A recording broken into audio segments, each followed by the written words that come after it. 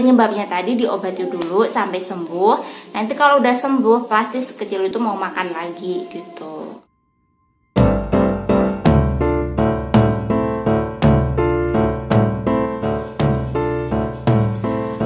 Assalamualaikum warahmatullahi wabarakatuh. Nah, Bu Ibu pernah kan ya nih udah hektik, udah semangat 45 gitu kan, udah excited banget buat menyiapkan MPASI. Udah semua effortnya itu udah dikeluarkan gitu kan. Udah dari menu A, B, C, D, E udah disiapkan semuanya. Tapi ketika makanannya udah jadi, produknya udah jadi, si kecil melakukan aksi gerakan tutup mulut alias GTM. Nah, tiba-tiba langsung gitu kan, langsung kecewa, langsung udah sedih, udah kecewa tuh, kayak perjuangannya tadi tuh kayak sia-sia gitu kan. Nah, Bunda, tapi tenang dulu.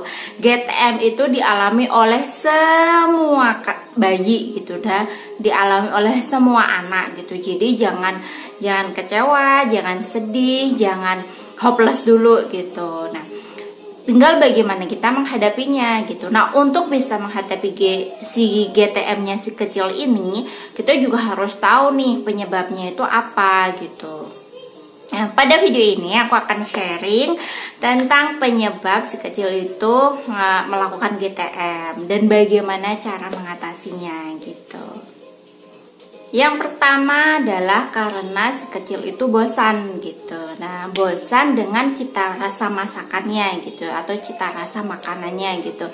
Nah, solusinya adalah bikin menu makanan yang bervariasi tiap harinya atau tiap kali makan gitu, supaya si kecil itu nggak bosan. Jadi dia diperkenalkan dengan rasa baru tiap kali makan gitu. Jadi misalnya kali ini rasanya misalnya A, nanti siang makannya B, sore makannya C gitu, besoknya ganti lagi gitu. Jadi bervariasi makanan itu akan membuat si kecil terhindar dari yang namanya bosan dan tentu saja anti GTM.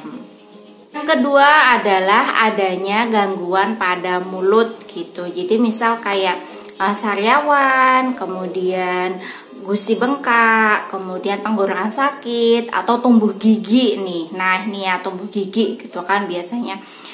Jadi gini, kayak orang dewasa aja ketika ada masalah sama mulutnya, misalnya kayak sariawan atau gusinya sakit gitu, nafsu makan pun sulit, nafsu makan pun kayak nggak ada gitu kan, karena makanan masuk mulut itu nggak nyaman dikunyahnya atau ditelannya gitu kan. Nah, sama halnya dengan si kecil gitu.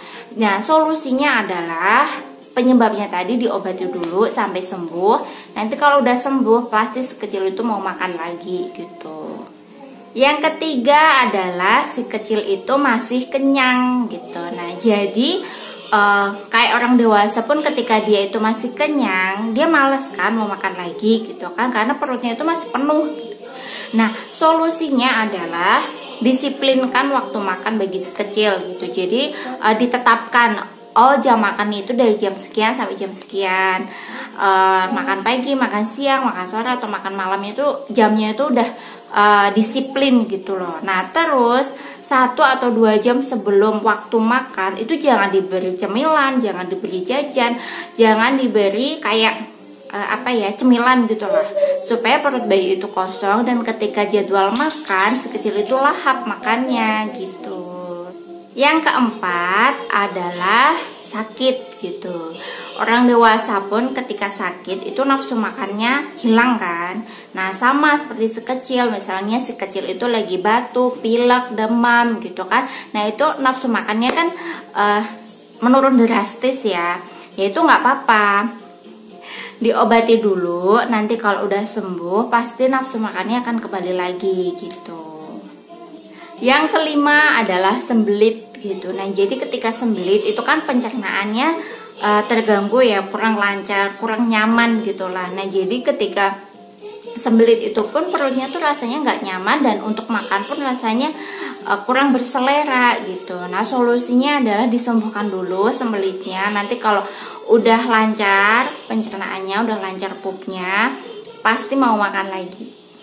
Yang keenam adalah terdistorsi dengan gadget gitu. Jadi ketika waktunya makan, si kecil itu udah dia asik dengan gadgetnya, dia nggak mau diganggu selain dengan gadgetnya gitu. Nah, ada anak yang kayak gitu, jadi dia tuh maunya fokus aja sama gadgetnya, makan nggak mau, di ini nggak mau, pokoknya diganggu nggak mau gitu kan. Solusinya adalah mulai disiplinkan, dikurangi gadgetnya, dikasih permainan-permainan yang lain.